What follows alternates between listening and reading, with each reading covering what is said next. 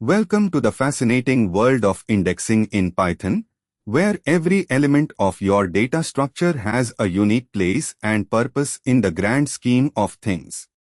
Imagine you are in a massive library, where countless books or rather data elements are lined up in a sequence or an array. Now, to find a specific book you want to read, wouldn't it be more efficient if there was a system to locate its exact shelf and position directly? That's the essence of indexing in Python.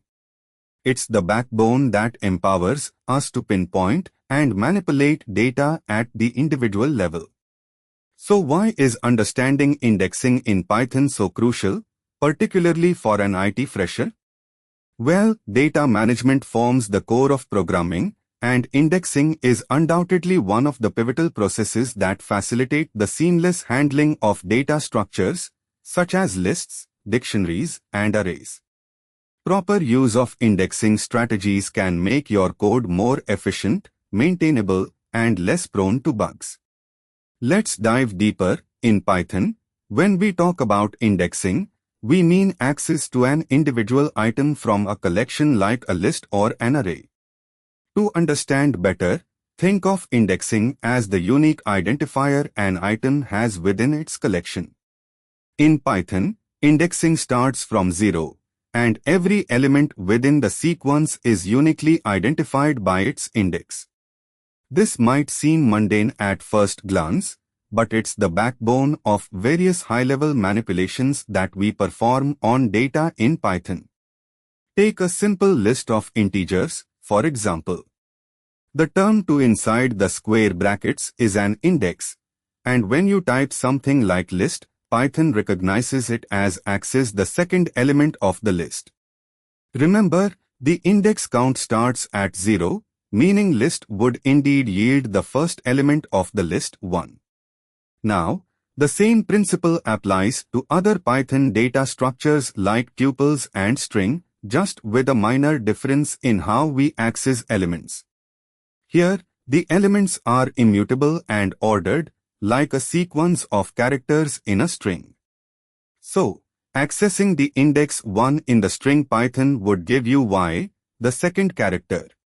When it comes to multidimensional structures, like 2D lists or matrices, indexing works in a similar fashion, but we need two indices, row_index and column_index, just like a 2D table, where you locate data across rows and columns. But indexing isn't only limited to accessing elements. Sometimes, with a bit of technique and knowledge, we can use it for tasks like slicing, where we access a subset of elements in a collection. Remember, a slice doesn't alter the original sequence, it provides you a new container where you can play around with.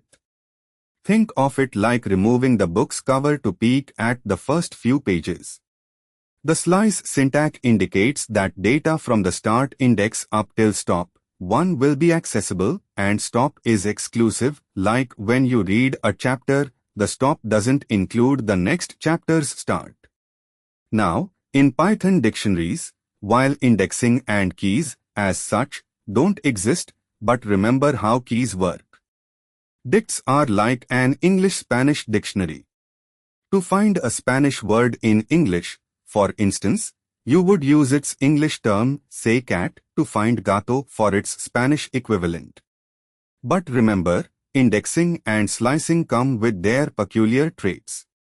Infinite loops or off-bound errors happen if we access an index out of the collection's range. Hence, always ensure you know the size of your data when using indexing techniques. Python indexing skills are not just confined to accessing data but extend to managing memory too. When you extract data, it's taken from the memory heap and stored in another place in memory. With mutable data, like lists, the original and copied data share the same memory slot. If you change your copy, it changes in the original as well. But when indexed or sliced, Python creates a new copy in a new memory space, safe to change as there will be no impact on the parent data. Lastly, Python offers several methods for accessing subsets of data like list slicing, array slicing, string slicing, etc. Each of these techniques provides various ways to access subsets of the data set in a way most suited to the specific use case. So folks, that's an overview into the world of indexing in Python for the IT fresher. As you delve deeper, you'll find indexing plays an essential role in making your code efficient and maintaining data integrity. From basic listing to complex multidimensional grids and memory management, indexing serves as a powerful tool that stands as a pillar in efficient Python programming. Now that we've touched the basics, I bet you are ready to get hands-on and begin experimenting with indexing techniques in Python. If you are ready to dive deeper into Python indexes and other related topics like data structures, algorithms, and more, keep exploring, keep coding, and keep learning. To help you in your quest for Pythonic excellence, I recommend visiting neeraj.qzz.io. And if you are eager to keep abreast of the latest and emerging Python programming trends, be sure to subscribe to TechLab, your primary source of quality Python knowledge and insights right here in your pocket.